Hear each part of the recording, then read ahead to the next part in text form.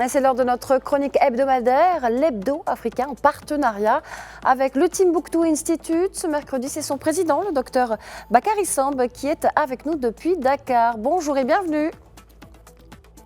Bonjour et merci de l'invitation.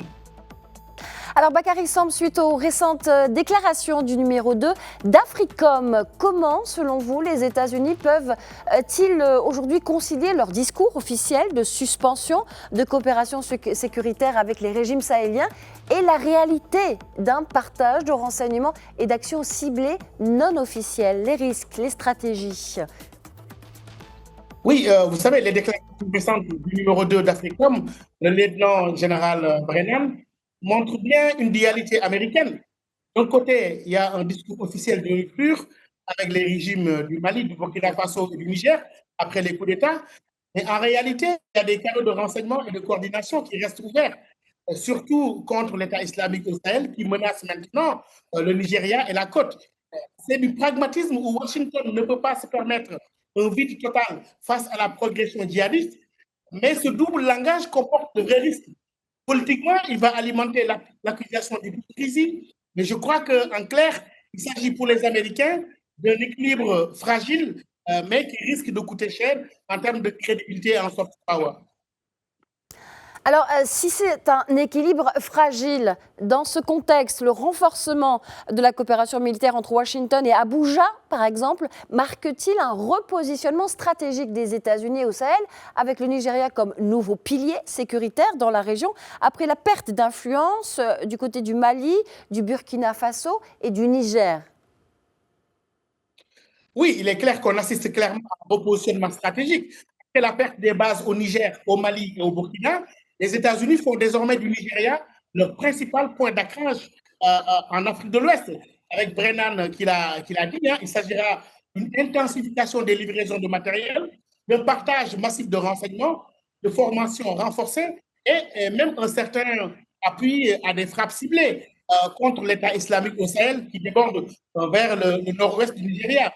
Et que Abuja va devenir un pilier de substitution parce que c'est la première puissance démographique, économique de la région, déjà confrontée à Boko Haram. Et je crois que l'objectif des États-Unis est double, c'est-à-dire qu'il s'agira de contrer l'influence russe dans l'alliance des États du Sahel et sécuriser le corridor côtier face à l'expansion djihadiste vers le golfe de Guinée. C'est un pragmatisme qui est risqué, car cela va dépendre du Nigeria, va exposer Washington à des fragilités internes avec les tensions religieuses, etc., et même à des critiques sur les droits humains, un pivot certes nécessaire du Nigeria, mais qui risque d'être vraiment précaire. Mais si les États-Unis affirment en même temps ne plus chercher à établir de base durable en Afrique de l'Ouest après Agadez notamment, quelle est alors leur doctrine sécuritaire pour le Sahel cette fois? Oui, c'est la position et la question clé après Agadez. Brennan l'a dit sans ambiguïté, c'est-à-dire plus de bases durables ni de drones permanents en Afrique de l'Ouest. La nouvelle approche, c'est le deploy and depart. C'est-à-dire on déploie ce qu'il faut quand il le faut, puis on se retire. La doctrine actuelle donc, repose sur trois piliers. D'abord, les partenariats légers avec les armées africaines, le Nigeria par exemple, via des formations, renseignements et matériel sans base fixe. Ensuite, des frappes et des plus ou moins précises, ciblées, souvent depuis des plateformes extérieures. Et enfin, une vision régionale élargie. C'est-à-dire que les États-Unis cherchent à contenir la menace au Sahel avec à sa source dans le Sahel central, tout en suivant le glissement de la menace vers le sud et la côte, avec une coordination via l'Union africaine et la CEDEAO, plutôt qu'une présence unilatérale trop visible. En fait, c'est du containment par délégation, moins moins d'empreintes américaines pour éviter le rejet, mais je pense que cela va dépendre de beaucoup de choses. Washington parie en fait sur la résilience africaine dans un Sahel, mais qui est toujours dans une forte instabilité.